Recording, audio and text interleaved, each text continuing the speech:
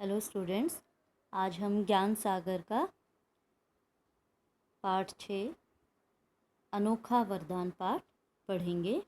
तो अनोखा वरदान जैसे पढ़ने में लग रहा है कि कैसा, मतलब ऐसा कौन सा वरदान था जो सबसे अलग, सबसे अनोखा था। तो ये कहानी है।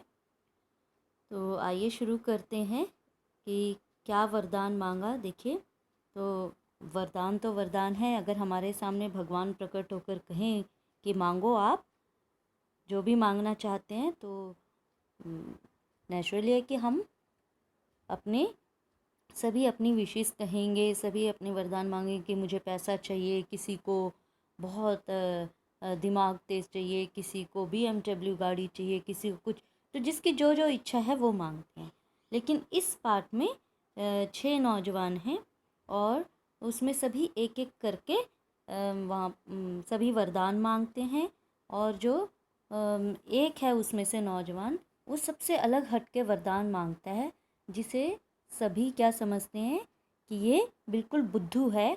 लेकिन सबसे समझदार तो वही निकला कि उसने एक वरदान मांगकर वो सारे वरदान मांग लिए जो बाकी सभी ने मांगे थे, एक एक करके। तो चलिए पाठ शुरू करते हैं। विजय सिंह नाम का एक राजा था।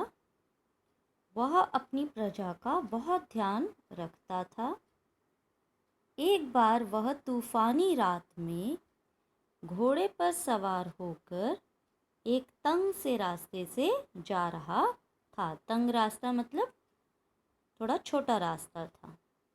वह भेष बदले हुए था। भेष यानी रूप। मामूली कपड़े पहनकर साधारण जनता के बीच जाकर उनके हाल चाल का पता लगाना उसका नियम था। तो देखिए, इसमें से ही हमारे प्रश्न बन जाते हैं। तो देखिए, राजा का क्या नाम था, तो इसको अंडरलाइन कर लेंगे कि विजय सिंह नाम का एक राजा था। तो राजा का नाम क्या था? विजय सिंह। तो वह अपनी प्रजा का बहुत ध्यान रखता था। वो भेष क्यों बदलता था? वह भेष बदल कर क्यों जाता था जनता के बीच? तो मामूली कपड़े पहनकर साधारण जनता के बीच जाकर उस उनके हालचाल का पता लगाना उसका नियम था। क्योंकि देखिए, अगर वो राजा उनका सबके सामने पूछेगा, सबसे पूछेगा कि आपको कोई मुश्किल है या नहीं, क्योंकि राजा का क्या कर्तव्य होता है कि वह अपनी प्रजा का ख्याल रखे कि वो सुखी है, कोई दुख तो नहीं है। लेकिन अब हो सकता है कि लोग थोड़ा झिझक करें या बताने में थोड़ा शर्माएं या झूठी बोल जाए राजा के सामने, नहीं हमें कोई तकलीफ़ नहीं है। लेकिन जब वो एक आम आदमी बनकर लोगों के बीच जाएगा, तो जब लोग आपस में बातें करते हैं तो पता चल जाता है कि राज्य में कौन कौन सी समस्या उत्पन्न हो रही है, क्या हो रहा है, कौन दुखी है और कौन सुखी है। तो लोग खुश हैं या दुखी हैं, इस बात का पता करने के लिए, यानी हाल चाल का पता लगाने के लिए वो मामूली कपड़े पहनकर साधारण जनता के बीच में जाता था। ये उसका नियम था। वो ऐसे ही हमेशा करता था ताकि उसको लोगों के बारे में पता लगे।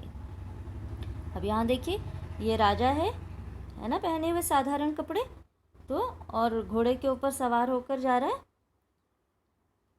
अब एक रात क्या हुआ, एक रात राजा भेष बदल कर जा रहा था।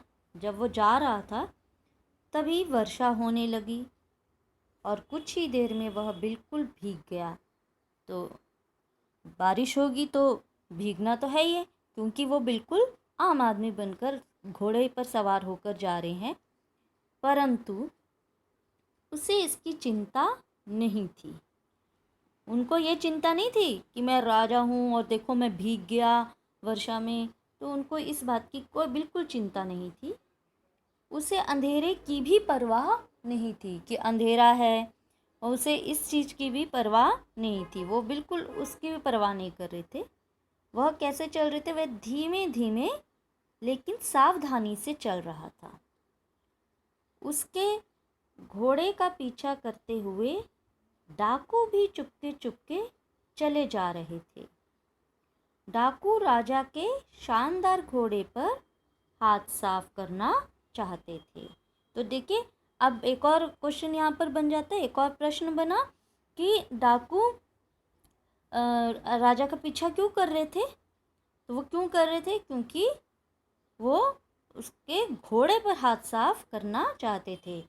तो डाकू, इसको भी अंडरलाइन करेंगे आप, डाकू राजा के शानदार घोड़े पर हाथ साफ करना चाहते थे। तो देखिए, हाथ साफ करना मतलब चोरी करना, तो ये एक मुहावरा है। हाथ साफ करना, हाथ साफ करना यानी चोरी करना, तो ये एक मुहावरा है। अचानक क्या हुआ, डाकुओं ने राजा को घेर लिया, क्योंकि वो पीछा तो कर ही रहे थे, क्योंकि उसका घोड़ा उन्हें बड़ा पसंद आया था। तो राजा एक बार तो सकते में आ गया। तो सकते में आ जाना, ठीक है, वो बिल्कुल एकदम डर से गए कि ये हुआ क्या, हैरान से हो गए। मगर वह घबराया नहीं, हैरान हुए कि ये क्या हो रहा है।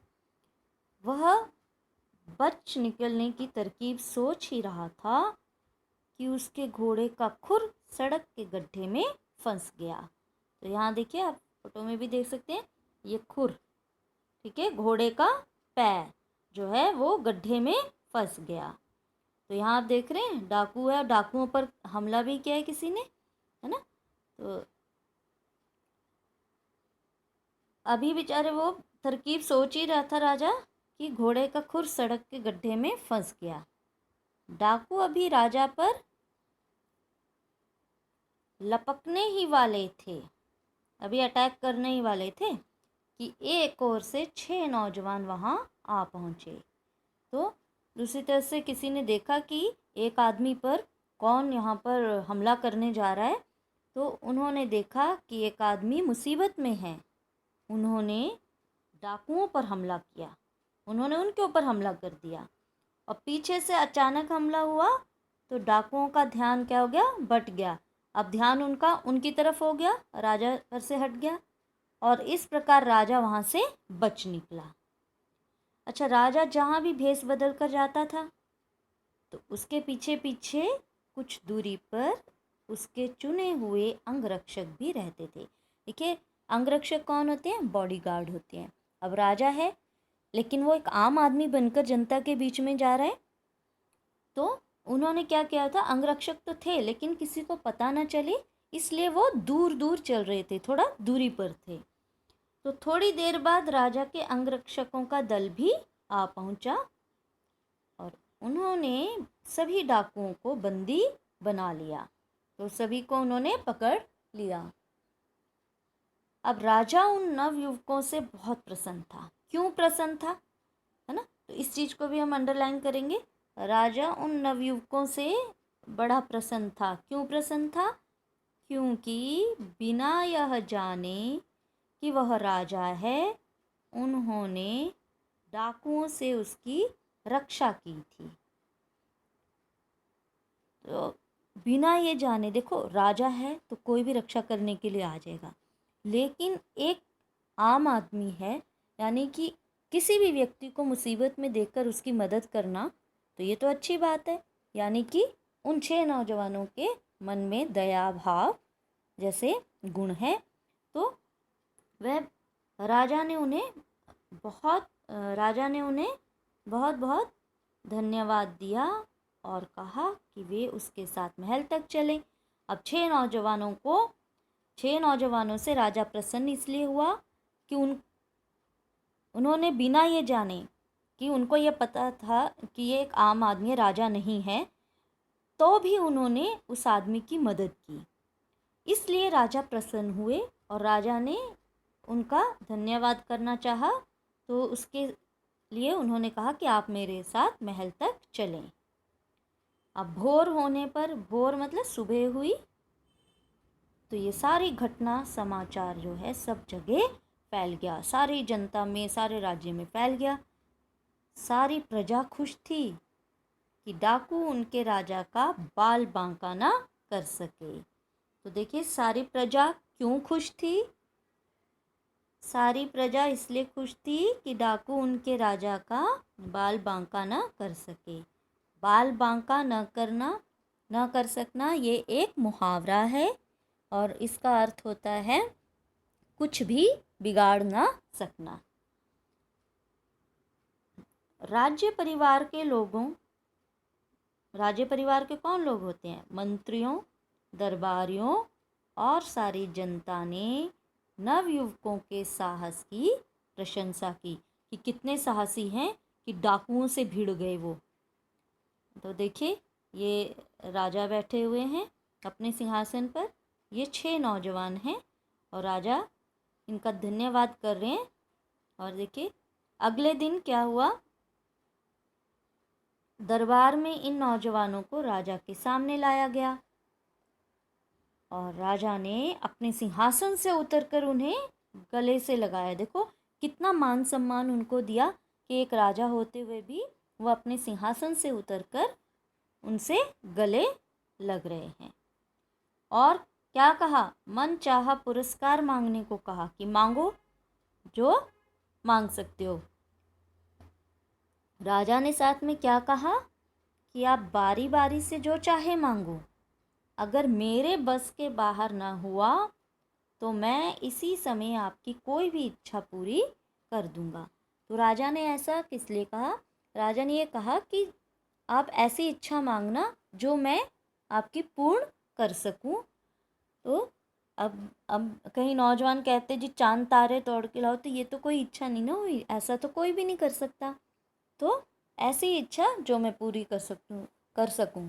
अब राजा देखो क्या क्या कर सकता है, धन दे सकता है, धन दौलत, है ना, और भी जो चीज़ें जो उनके बस में है, मतलब जो वो कर सकते हैं, है ना। उन छहों में से जो सबसे बड़ा था, राजा ने पहले उसी से पूछा।